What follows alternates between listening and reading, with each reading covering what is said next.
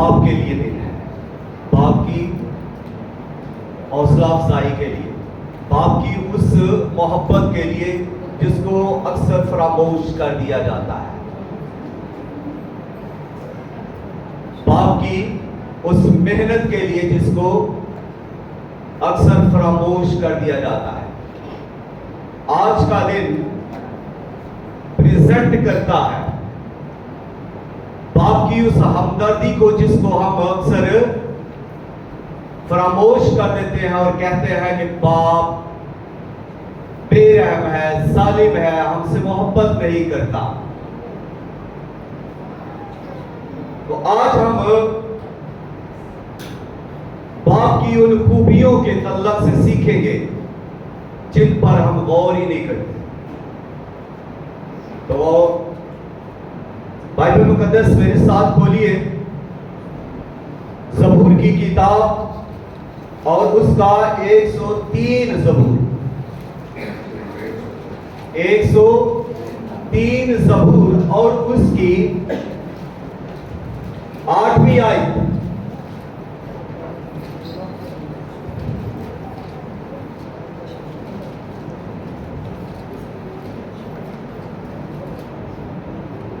आठवीं आयत, खुदावन रहीम और करीम है, कहर करने में धीमा और शफकत में गनी, वो सदा झिड़कता ना रहेगा, वो हमेशा गज़बनाक ना रहेगा। उसने हमारे गुनाहों के मुआफिक हमसे सलूक नहीं किया और हमारी बदकारियों के मुताबिक हमको बदला नहीं दिया, क्योंकि जिस कदर आसमान जमीन से बुलंद है उसी कदर उसकी शफकत हम पर है जो उससे डरते हैं। जैसे पूरब पश्चिम से दूर है वैसे ही उसने हमारी खताएं हमसे दूर कर दी। जो खास आज के मज़मून के ताल्लुक से आयत है वो 13वीं है। जैसे बाप अपने बेटों पर तरस खाता है वैसे ही खुदावन उन पर जो उससे डरते हैं तरस खाता है। खुदावन के कलाम के पढ़े, सुने और कबूल किए जाने पर खुदावन की कसरत के साथ बरकत हो। जिस सब कहे आमीन। आज का जो अनवान है वो है बाप की शफकत, बाप की शफकत। फादर डेज पर जो आज आप को मज़मून दिया जाता है वो है बाप की शफकत। जी बोलिए, बाप की शफकत या पितराना शफकत, पितराना शफकत, पितराना शफकत। ये पितराना लफ्ज़ से जरा आपको अजीब लग रहा होगा, तो ये बाप की पितराना यानी बाप की तरफ से, बाप की तरफ से, बाप की मोहब्बत। पितराना रिलेशंस बाप के रिलेशन की तरफ से, चाचा, ताया, फूफी, ये सब पितराना रिलेशंस है, तल रिश्ते हैं। और मदराना यानी माँ की तरफ से, तो पितराना शफकत। ये पितराना शफकत जो है ये आसमानी बाप की, आसमानी बाप की शफकत को, शफकत की अलामत है या उसको ये प्रेजेंट करेगी। बाइबल मुकद्दस में बाप का रिश्ता बार बार सिखाया जा रहा है। बहुत सारी मिसालें हमें मिलती हैं, तो इसको इसकी आउटलाइन में देता हूं। पहला पॉइंट जो हम डिस्कस करेंगे वो ये कि पितराना शफकत जो है वो खुदा की मोहब्बत की अक्कासी करती है। पहला पॉइंट जो है इसको सीखिए और जेब में रखिए। आप नहीं सीख रहे क्योंकि बाद में आपको किसी को भी कुछ पता नहीं होना। बच्चे आपके पास ही रह रहे हैं, किसी के बच्चे उठा लें फिर भी वो किसी के ही है। तो आप कलाम के लिए, कलाम को सीखने के लिए आए हैं, तो मेहरबानी से आप कलाम को सीखिएगा। ये 8वें दिन आपको टाइम मिला है, 6 दिन गुजर गए, 7वें दिन। और फिर कभी ऐसा भी होता है कि जो अनुमान है ना सिर्फ वो भी याद नहीं रहता। तो बड़ी ये हमारी कमजोरी है, हम बहुत सारी बातों को याद रखते हैं लेकिन हम खुदा के कलाम को याद नहीं रखते। यही पर हम गलती कर रहे हैं। और जब हमारे पास खुदा का कलाम नहीं तो हम खुदा के पास कैसे जा सकते हैं? मैं ये बात अक्सर करता हूं, मुझे फिर टॉपिक से हटना पड़ जाता है सिर्फ आपकी वजह से। अभी मैं आपको आउटलाइन दे रहा था लेकिन इससे पहले अभी थोड़ा मुझे फिर से आपको समझाना पड़ेगा, क्योंकि आपने जो ऐसी वैसी हरकत यहां पे करनी है तो मुझे प्रॉब्लम होनी है। तो मैं नहीं चाहता कि मुझे प्रॉब्लम हो फिर बाद में आपको प्रॉब्लम हो।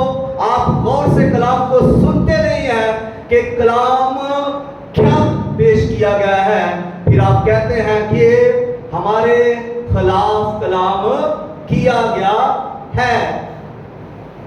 तो ये बातें ठीक नहीं। आप पहले कलाम को सुने, समझें, गौर करें, तब जाकर आप बात करें। कलाम की बात कर रहा था कि सबसे बड़ी कमजोरी यही पर है कि हम कलाम को गौर से सुनते नहीं, कलाम को सीखते नहीं, कलाम को अपने अंदर उतरने नहीं देते। यही पर सबसे बड़ी प्रॉब्लम है, सबसे बड़ी कमजोरी है। और मैं बात करता हूं अक्सर कि ये बाइबल मुकद्दस खुदा का जिंदा लसानी कलाम है। इसमें हमारी बरकत है, इसमें हमारी सेहत है, इसमें हमारी शिफा है, इसमें हमारी कामयाबी है, इसमें हम जोर पाते हैं। और बाइबल मुकद्दस ही हमारी रहनुमाई करती है और हमें हिकमत और दानिश बख्श देती है। फिर मैं ये भी कहता हूं कि जो कलाम की इज्जत नहीं करता खुदा उसकी इज्जत नहीं करता, और जिसकी खुदा इज्जत नहीं करता उसकी कोई भी इज्जत नहीं करता। ये दुनिया भी उसकी इज्जत नहीं करती क्योंकि उसके अंदर कलाम नहीं है। और कलाम उसकी, खुदा सिर्फ उसकी इज्जत करता है जिसमें कलाम है। और जिसमें मतलब कि खुदा ने अगर इज्जत करता है, खुदा इज्जत करता है तो खुदा सिर्फ और सिर्फ अपने कलाम की इज्जत करता है। खुदा ने अपने 7 नामों से ज्यादा किसको इज्जत बख्शी? जी, किसको? कलाम को। खुदा ने अपने 7 नामों से ज्यादा इज्जत कलाम को बख्शी। और जब खुदा कलाम को इज्जत देता है तो फिर हम क्यों नहीं देते? जब हम खुदा कलाम को इज्जत देता है तो फिर हमें भी कलाम को इज्जत देनी चाहिए। अगर आप खुदा के कलाम से मोहब्बत करेंगे तो खुदा आपसे मोहब्बत करेगा। अगर आप खुदा के कलाम से मोहब्बत करेंगे तो दुनिया भी आपसे मोहब्बत करेगी। हम सब कुछ खरीदते हैं मगर कलाम के लिए हमारे पास इन्वेस्टमेंट नहीं है, पैसा नहीं है। हम सब कुछ खरीदेंगे अपनी पसंद का, लेकिन बाइबल हमारी पसंद नहीं है, इसलिए बास लोग इसे खरीदते हैं।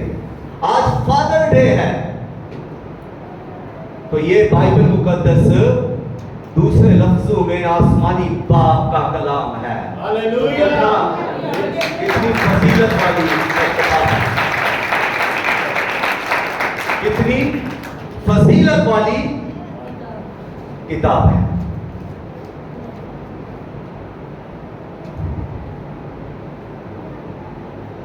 पहला पॉइंट, पितराना शफकत खुदा बाप की अक्कासी करती है।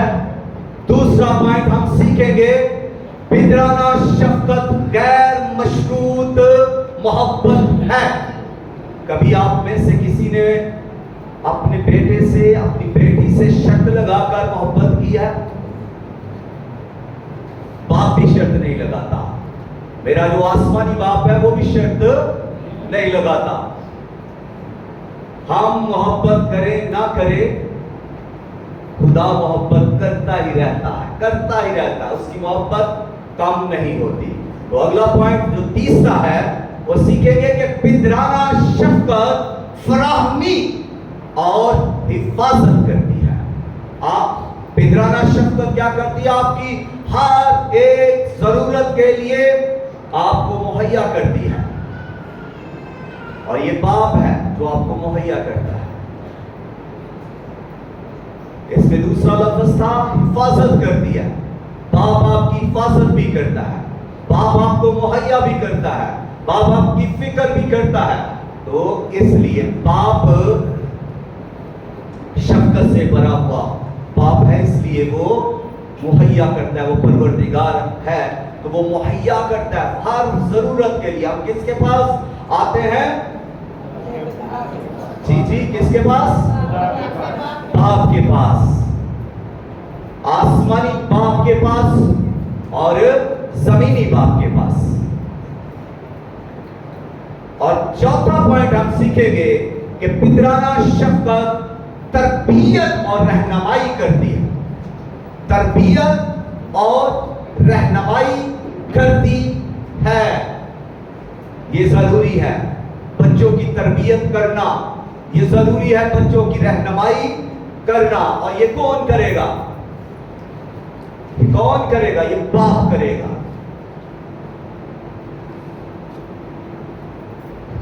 और पांचवा पॉइंट कि पितराना शफकत कभी साथ नहीं छोड़ती। कभी किसी बाप ने अपने बेटे को छोड़ दिया हो? गलतियां होती हैं, गुनाह होते हैं, सब कुछ होता है, बाप नहीं छोड़ता।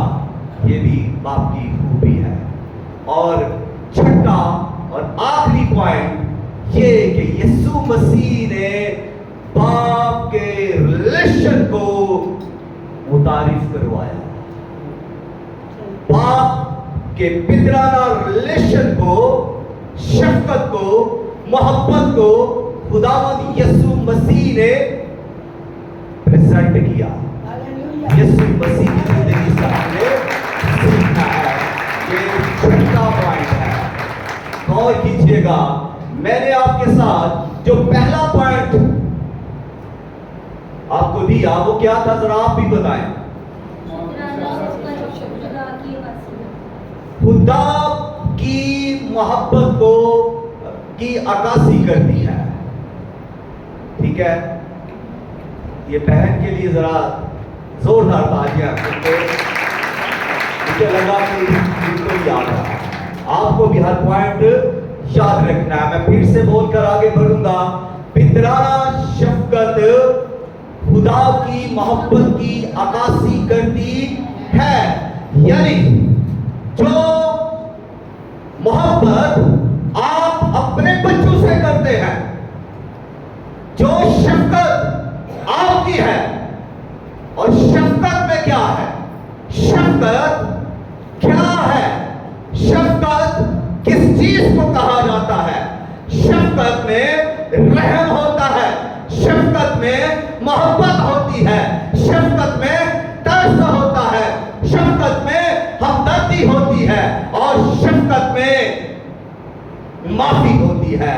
एक शफीक शख्स, एक शफीक बाप जो अपने बच्चों से शफकत रखता है, वो बच्चों पर तरस खाता है, वो बच्चों की जरूरत पूरी करता है, वो बच्चों की फिक्र करता है, वो बच्चों की हिफाजत करता है, और बच्चे गलती करे तो बच्चों को माफ भी करता है। ये नहीं कि सिर्फ शफकत ये है कि हम बच्चों से बड़ा लाड करते हैं, बड़ा प्यार करते हैं बच्चों से, बड़ा चूमते हैं हम बच्चों को, मगर डांटते बहुत कम है। ये हमारी मोहब्बत है। या कोई भी डांट दे तो हम उससे लड़ना शुरू कर देते हैं। ये हमारी मोहब्बत है ना, कि कोई हमारे बच्चों को समझाए ना। ये हमारी शफकत है अपने बच्चों के साथ। कोई चाचा हमारे बच्चों से तल्लक ना रखे, ना समझाए उन्हें।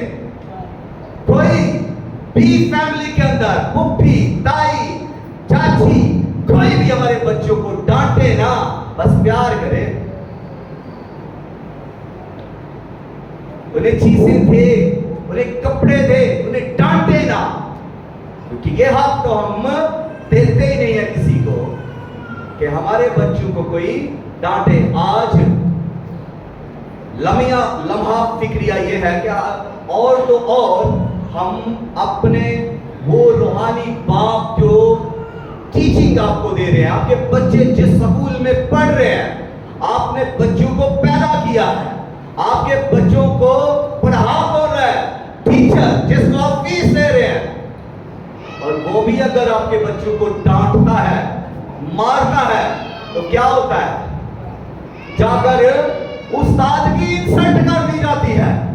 खबरदार, मेरे बच्चों को मारा, मैं फीस देता हूं, क्यों मारा गया मेरे बच्चों को? क्या हमारे रवैये गलत नहीं हो गए?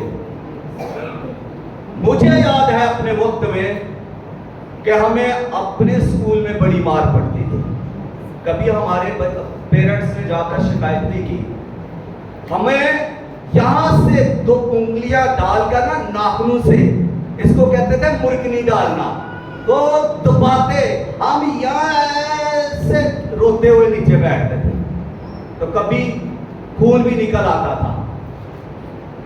और यहां पिन्नियों पर मास्टर साहब हमें मारते थे। इतनी जबरदस्त सजाएं, पेंसिल इधर रख के ऊपर से दबा देना, ये भी टीचर कर रहे थे। लेकिन कभी किसी ने, हमारे पेरेंट्स में से जाकर, बाप ने जाकर शिकायत नहीं की, ना धमकाया।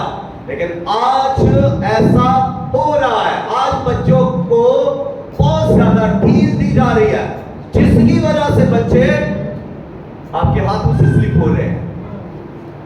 आपकी शफकत ये है, आपकी मोहब्बत ये है कि आप अपने बच्चों से बड़ी शफकत करते हैं, बड़ी मोहब्बत करते हैं। आपका बच्चा रो रहा है, मुझे मोबाइल चाहिए, आपको तरस आ रहा है अपने बच्चे पर, आप उसे मोबाइल लेकर देंगे। आपका बच्चा अपने दूसरे बहन भाइयों से लड़ रहा है, लेकिन आप उसका साथ दे रहे हैं या उसे कुछ नहीं कह रहे, तो आपको बड़ा उस पर प्यार आ रहा है। यह है आपकी शफकत। ऐसा नहीं करना चाहिए। आसमानी बाप जिसकी शफकत को प्रेजेंट करना है, जिसकी मोहब्बत को प्रेजेंट करना है, जिसके तर्स को प्रेजेंट करना है, आसमानी बाप की शफकत को आपने बयान करना है, जमीनी बाप ने। और ये देखें कि जमीनी बाप क्या आसमानी बाप जैसी मोहब्बत कर रहा है, आसमानी बाप जैसी शफकत दिखा रहा है, आसमानी बाप जैसा रहम दिखा रहा है, आसमानी बाप जैसी हिफाजत कर रहा है, आसमानी बाप जैसी कुर्बानी दे रहा है, और आसमानी बाप जैसी तरबियत जमीनी बाप दे रहा है। प्रेजेंट किसको कर रहे हैं आप? खुदा बाप को। तो खुदा बाप जो शफकत से भरा हुआ, जिसके बारे में लिखा है खुदा रहीम व करीम है, शफकत में गनी है, कितना बड़ा। मैं उसकी शफकत को बयान करूं तो बहुत कमाल हो जाए, लेकिन मैं कर नहीं सकता। उसकी शफकत आसमान की बुलंदियों से ज्यादा बुलंद, उसकी शफकत समंदर उसकी गहराइयों से ज्यादा गहरी, उसकी शफकत कायनात की वस्तुओं से भी ज्यादा वसी और उसकी शफकत पहाड़ों से भी ज्यादा बुलंद, और उसकी शफकत की तहा नहीं है। और कौन है जो उसकी शफकत को नाप सके, उसकी शफकत को की पैमाइश कर सके, उसकी शफकत की गहराइयों में कोई उतर सके? ऐसा अजीम खुदा असीम शफकत रखता है, और उसकी शफकत में हमने चलना है। यानी पेरेंट्स ने उसकी शफकत में चलना है, उसी की शफकत को प्रेजेंट करना है, और बाप करता भी है। यानी कि बाप नहीं कर रहा, माँ बाप अपने बच्चों के साथ ये सब कुछ कर रहे हैं, उनकी तरबियत करने की कोशिश कर रहे हैं। बाप ऐसा कर रहा है, कुर्बानी दे रहा है, बाप मेहनत कर रहा है, फासद भी कर रहा है, जहां जरूरत पड़ती है लड़ पड़ता है, ये सब कुछ कर भी रहा है। लेकिन इसके साथ साथ आसमानी बाप को जब प्रेजेंट करना है तो फिर थोड़ा और हमें अच्छे तरीके से बाप को जानने की जरूरत है। जब तक हम बाप की शफकत को नहीं जानेंगे, हम अपने बच्चों से उस तरह की शफकत नहीं कर सकेंगे। हम लाड प्यार में रहेंगे और हम शफकत का गलत ही इस्तेमाल करते रहेंगे, कि हम सहज समझेंगे कि हम अपने बच्चों के साथ बहुत ही शफीक हैं, नरम हार्ट हैं, नरमी से पेश आ रहे हैं। यही हमारी मोहब्बत है। इसी वजह से बच्चे आज बिगड़ रहे हैं, बच्चे आज नाफरमान हो रहे हैं, बच्चे आज आवारा हो रहे हैं, बच्चे आज आपको सलील कर देते हैं, बाप को सलील कर देते हैं, माँ को सलील कर देते हैं, आगे से बोलते हैं, बच्चे अनसुनी कर देते हैं, और बच्चे आज फिर माँ बाप को रुला देते हैं अपनी इन गलतियों की वजह से, क्योंकि उनकी तरबियत ठीक तरह से नहीं हुई। आपने सिर्फ यही सोचा है कि शफकत ये है कि हम इनको अच्छे कपड़े लेके देंगे, खूबसूरत, मेरा बेटा सबसे ज्यादा खूबसूरत नजर आए, अच्छे कपड़े उसके होने चाहिए, अच्छी खुराक उसकी होनी चाहिए। ये है सिर्फ आपकी शफकत। इससे आगे भी शफकत है, और आगे शफकत ये है कि इसके साथ आपने फराहमी के साथ साथ आपने हिफाजत भी करनी है, और हिफाजत के साथ साथ आपने तरबियत भी करनी है। और जब तरबियत करनी है तो तरबियत के लिए आसमानी बाप क्या कहता है? आसमानी बाप तरबियत के लिए क्या कहता है? आसमानी बाप तरबियत के लिए क्या फरमा रहा है? जो शफीक खुदा है, जो कहर करने में धीमा बाप है, जो मोहब्बत से भरा हुआ बाप है, जो तरस से भरा हुआ बाप है, जो आपकी हर जरूरत के लिए फराहम कर देता है, आपकी हर एक ख्वाहिश को वो पूरा कर देता है, वो तरबियत के लिए क्या कहता है? वो तरबियत और रहनुमाई के लिए ये कहता है कि जिस बाइबल में फरमाता है कि जिससे वो मोहब्बत करता है उसको वो डांटता भी है, उसको कोड़े भी लगाता है, उसे तंबीह करता है, उसे आगाह भी करता है, उसे मारता भी है, उसे जो है छड़ी का इस्तेमाल भी इसके बारे में लिखा है कि अपने बेटे की उस राह पर तरबियत कर जिस पर उसने जाना है, जिस पर उसने चलना है, ताकि बूढ़ा होकर भी वहां से वो ना मुड़े। तो अपने बेटे की किस तरह तरबियत कर? छड़ी का भी इस्तेमाल कर। लेकिन आज बाप ने छड़ी उठाना छोड़ दी है, आज बाप ने पिज्जा दे दिया है बच्चों के हाथ में। आज बच्चा रोता है तो बाप उसको बर्गर देता है, आज बच्चा जिद करता है तो उसको मोबाइल दिया जाता है। आज अगर बाप से वो बच्चा लड़ता झगड़ता है, जिद करता है, तो उसको फास्ट फूड दिया जाता है, छड़ी से मारा नहीं जाता, तरबियत नहीं की जाती। अगर आज बच्चा खुदा की राह पर नहीं चल रहा, तो इसमें गलती किसकी है? बच्चे की या पेरेंट्स की? माँ बाप की। तरबियत क्या है? रहनुमाई क्या है? भाई पेरेंट्स टाइम पर चर्च में आएंगे तो बच्चे भी टाइम पर आएंगे। पेरेंट्स उठकर दुआ करेंगे तो बच्चे भी उठकर साथ दुआ करेंगे। पेरेंट्स कलाम पढ़ेंगे तो बच्चे भी कलाम पढ़ेंगे। पेरेंट्स गीत गाएंगे तो बच्चे भी गीत गाएंगे।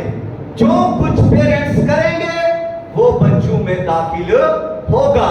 और मुझे याद है कि एक पास्टर ने अपने बेटे से कहा, इबादत में जा रहे थे तो उसने कहा कि तुझे कितना चंदा देना है? बाप ने कहा बेटे को, उसने कहा मैंने 500 रुपया देना है। उसने कहा तू मुझे 500 क्यों देना है, तेरे पास कहां से आए?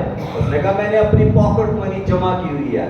तो उसने कहा जब चेक करने के लिए तू 50 दे दे, इतने ज्यादा क्यों तूने देने हैं? कहता नहीं मैं 50 क्यों दूं, मैं 500 ही दूंगा।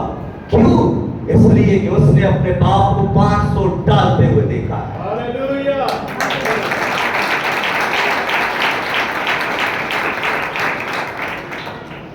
जो दूसरा दासी पा रहे हैं बच्चे भी दासी दे रहे हैं। अगली बात सुनिए, ये तरबियत की बातें हैं।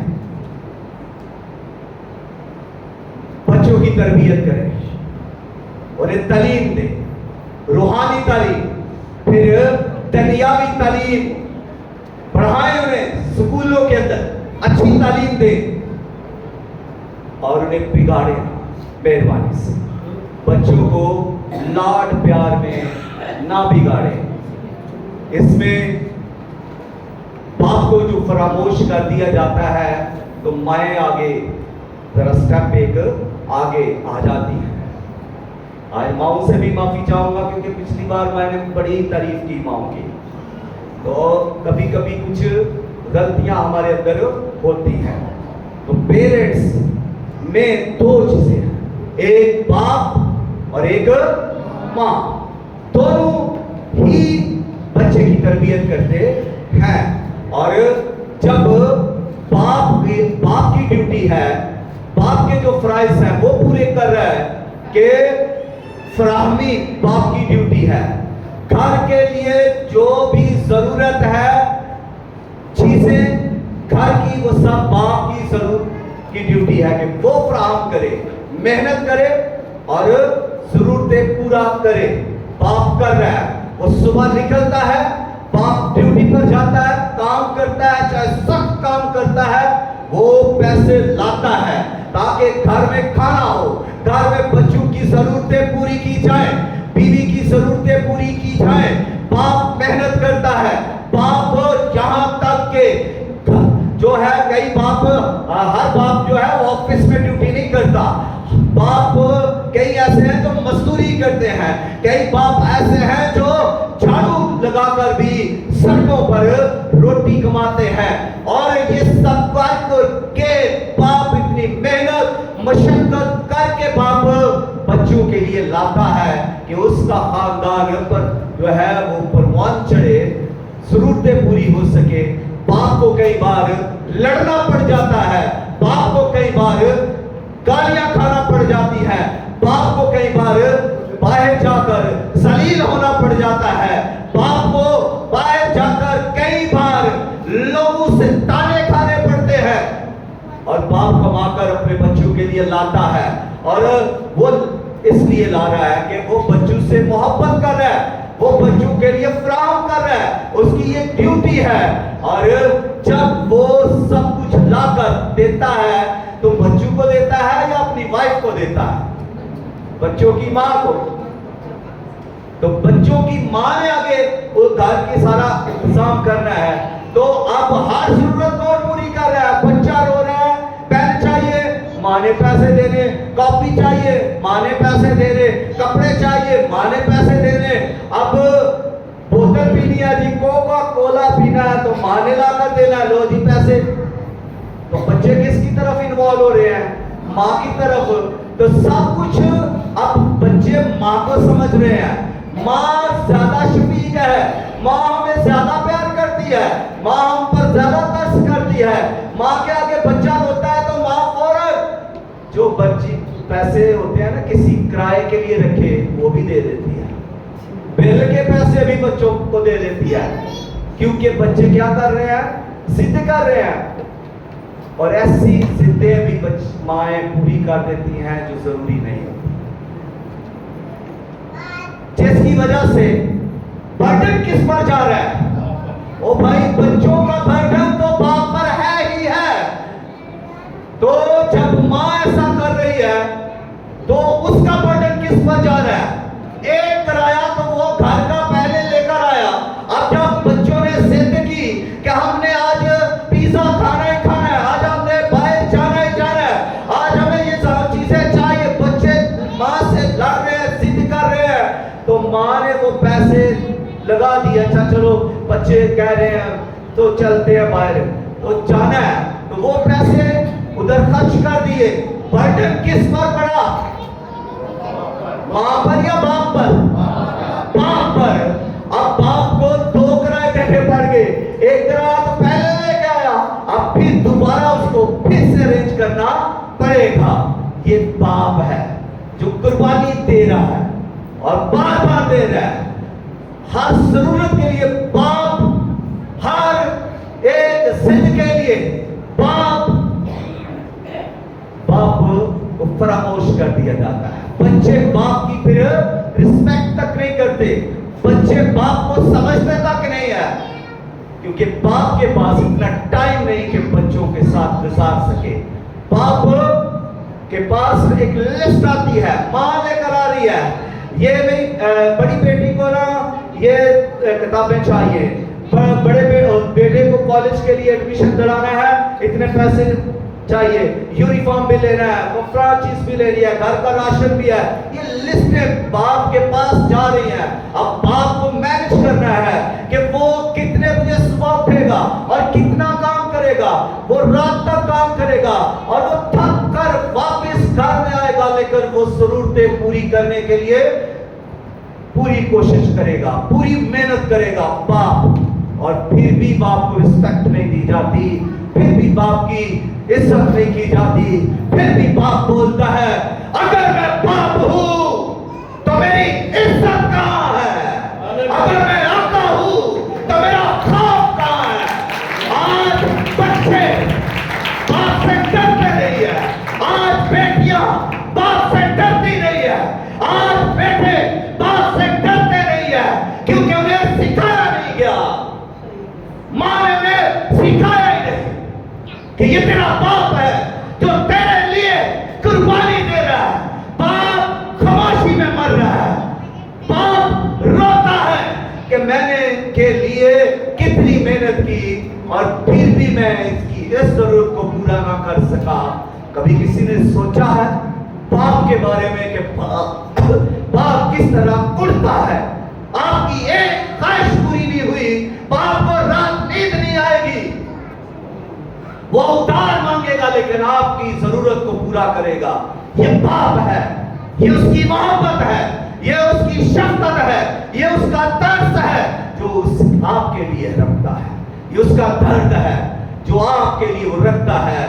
बाप आपके सामने रोएगा नहीं, माँ आपके साथ बच्चों के साथ सामने रोएगी, क्योंकि माँ शफीक है, उसने दिखाना है बच्चे मैं तुझसे बड़ा प्यार करती हूँ।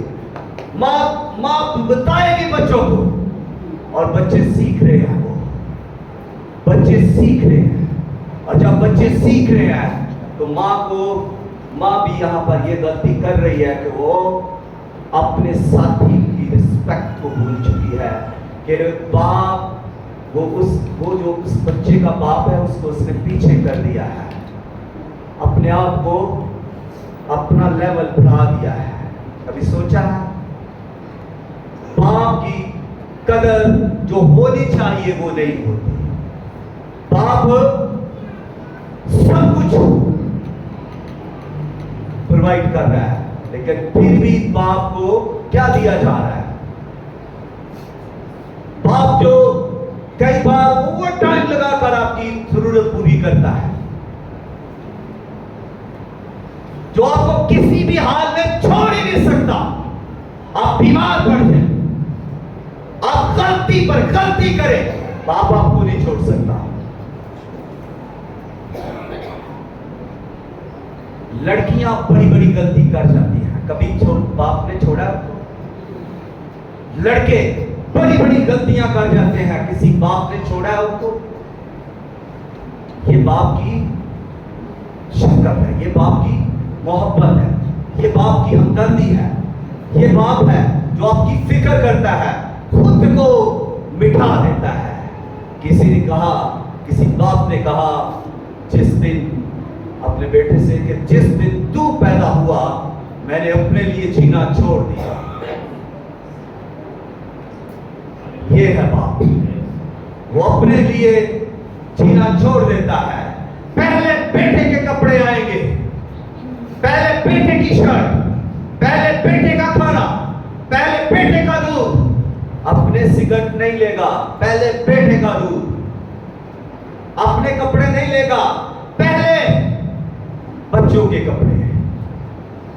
ये बाप की क्या है? कुर्बानी नहीं है, खामोश कुर्बानी है जिसको कोई भी नहीं जान पाता। यही बाप था जब वो लड़का था, कमारा था, तो अपनी हर ख्वाहिश को पूरा करता था। शूज अच्छे लेता था, कपड़े अच्छे लेता था, घड़ी अच्छी पहनता था, अंगूठी अच्छी पहनता था, बाल स्टाइल ये वो सब कुछ करता था। बेटी और बेटे के आने के बाद उसको अपनी फिक्र रही नहीं है। अब तो वो बेटे के लिए कुछ कर रहा है कि बेटा अच्छे शूज पहने, बेटा अच्छे कपड़े पहने, बेटी अच्छे शूज पहने, बेटी अच्छे कपड़े पहने और बेटी अच्छे कलर्स भी करवाए वाला। बाप अपने लिए जीना छोड़ देता है, वो बच्चों के लिए जीता है। यह है बाप की शफकत जिसको हम फरामोश कर देते हैं। अगला पॉइंट जी, गैर मशरूत मोहब्बत है। ये सब कुछ जो बाप कर रहा है इसमें कुछ शर्त नहीं है उसकी कि मैं ये जो कर रहा हूं इसमें उसने कुछ शर्त रखी हो, किसी बेटी के साथ उसने शर्त रखी हो, किसी बेटे के साथ उसने शर्त रखी हो। ये जज्बा है, ये शफकत का उसके अंदर एक जज्बा है और ये वो जज्बा है वो खुदा का है और खुदा बाप है। किसी ने आकर इस दुनिया में बाप को, खुदा को बाप प्रेजेंट नहीं किया। नबी आए, पैगंबर आए, किताबें आई, किसी ने आकर खुदा को बाप प्रेजेंट नहीं किया।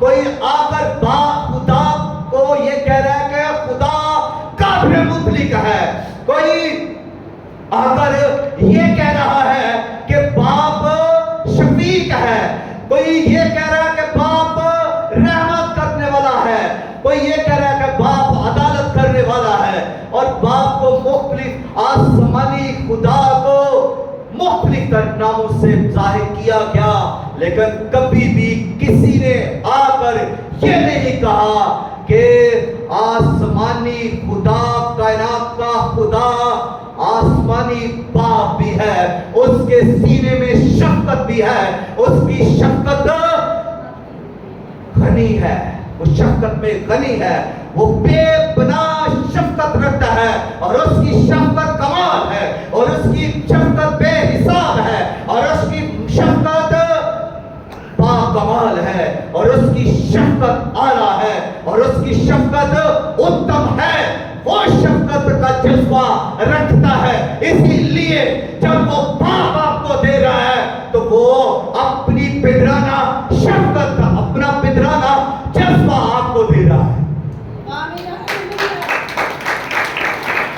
आपको सबसे बड़ी चीज आपको दे रहा है आपका बाप। और बाइबल मुकद्दस औलाद कहां से दे रही है? बाप के वसीला से। बाप के वसीला से सब कुछ आ रहा है। अब्राहम को खुदा ने लिया, बरकत दी। अब्राहम के वसीला से खुदा ने किसको बरकत दी? उसके बेटे इसहाक को। और इसहाक को ने अब किसको बरकत दी? अपने बेटे को, याकूब को। अब याकूब को जब बरकत मिल गई तो उसने आगे किसको बरकत दी? उसने अपने बेटों को बरकत दी। उसने उसके सामने उसका अपना बेटा यूसुफ अपने दो बेटों को लेकर उसके सामने आ गया और कहा है बाप इनको बरकत दे, क्योंकि वो जानता था कि बरकत बाप दे सकता है। बरकत का मंबा बाप है, बाप का बरकत का वसीला बाप है। और बाप के हाथ बढ़ाने से, बाप के हाथ रखने से बरकत जारी होगी।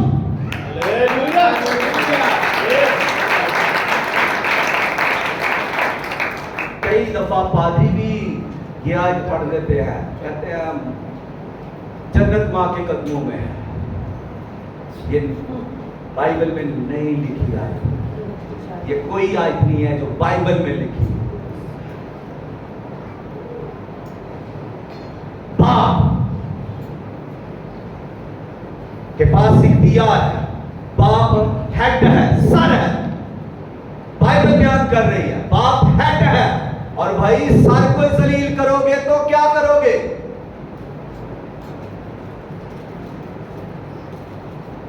माओ को भी सीखने की जरूरत है।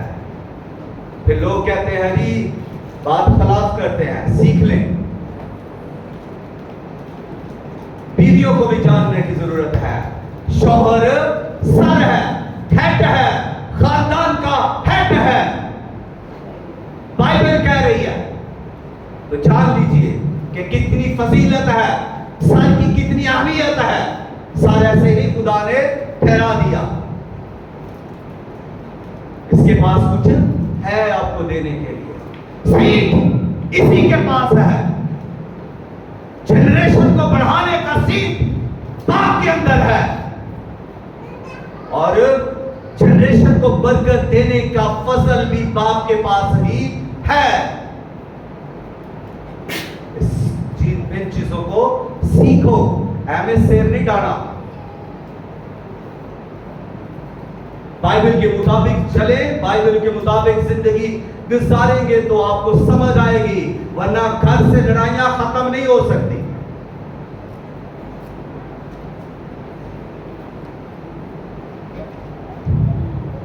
और एक और पॉइंट, पितराना शफकत कभी छोड़ती नहीं। कोई बाप किसी को छोड़कर नहीं जाता। फिर मोहब्बत गैर, पितराना शफकत गैर मशरूत है। इसकी बहुत बड़ी मिसाल बाइबल मुकद्दस लूका की अंजील में 15वें बाब के अंदर मिलती है, जहां मुसरफ बेटा अपना सब कुछ बाप से लेकर दूर वीरानों में चला गया। दूर दराज जाकर उसने अपना सब कुछ उड़ा दिया, बदचलनी में, अवायकी में सब कुछ खत्म कर दिया। जब वो कुछ अपने दोस्त भी खत्म कर चुका, अपनी दौलत भी खत्म कर चुका और अपने उसके बाल भी बिखरने लगे और मुंह पर भी काले और स्याहियां पड़ने लगी, तो फिर उसने बाप को याद किया। वो बाप की तरफ आने लगा तो बाप की शफकत देखिए, बाप की मोहब्बत देखिए, बाप का तरस देखिए, बाप की हमदर्दी देखिए। बाप नंबर 1 बाप इंतजार कर रहा था। नंबर 2 बाप ने उसे देखा। और नंबर 3 बाप उसकी तरफ दौड़ा। और फिर जब नंबर 4 पॉइंट पर बाप उस पर तरस आया। और फिर नंबर 5 पर बाप ने ऑर्डर किया कि इसे खूबसूरत लिबास पहनाया जाए, इसे जूती पहनाई जाए। उसने उसे अंगूठी पहनाने का हुक्म दिया।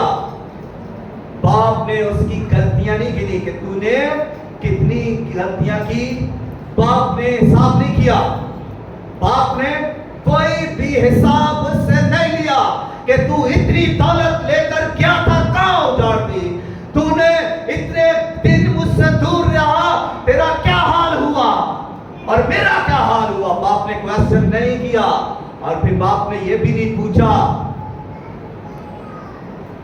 कि वो सब कुछ जो तूने किया गलत किया है। बाप के सीने के अंदर शफकत थी और वो जोश मारे गए। बाप जोश से भरा हुआ था और जब बाप जोश से भरा हुआ है तो वो यही कह रहा है कि इसको नया सूट, अच्छा कीमती शाही सूट पहनाओ, अच्छे जूते पहनाओ और फिर हुक्म हुआ कि पला हुआ बकरा ज़बा करो। पला हुआ बकरा ज़बा किया गया और एक महफिल सजाई गई, एक रौनक दुबाला महफिल सजाई गई, जश्न किया गया। यह है बाप जो शफकत रखता है। और यीशु मसीह ने भी बाप की जब नुमाइंदगी की, बाप को जब उसने प्रेजेंट किया, तो यीशु मसीह ने बाप का जब तारुफ करवाया तो कहा, बाइबल मुकद्दस बयान कर रही है, दुनिया के अंदर आप देखें बाप जैसा, आप दांत निकालने दोनों को छुकार नहीं है यहाँ पर, बाप जैसा कोई रिश्ता इस दुनिया में नहीं है। सब रिश्ते बदल जाते हैं लेकिन बाप का रिश्ता नहीं बदलता। यीशु मसीह ने कहा मैं और बाप एक है, मैं और बाप एक है। तो यीशु मसीह ने यह भी कहा कि जिस तरह बाप शफकत रखता है, बाप के साथ उस बाप हमदर्दी रखता है, यीशु मसीह में भी हमदर्दी है, यीशु मसीह में भी वो मोहब्बत है। यीशु मसीह भी बाप को प्रेजेंट कर रहा है। जो बाप के साथ रिलेशन रखता है, जो बाप के साथ चलता है, जो बाप की मर्जी को पूरा करता है, वो बाप जैसी सिफतें भी रखता है। आज औलाद अगर बाप के साथ नहीं चल रही, बाप के साथ रिलेशन नहीं रख रही, बाप के साथ उठनी बैठती नहीं है, तो उनमें वो बाप की सिफतें नहीं हो सकती। यीशु मसीह ने कहा जो बाप कहता है मैं वो कहता हूं। कोई बेटा आज कहता है ऐसा, जो बाप को करते हुए मैं देखता हूं मैं वही करता हूं। Hallelujah, hallelujah, hallelujah. खुदा इस कलाम के वसीला से आपको कसरत के साथ बरकत दे। आमीन।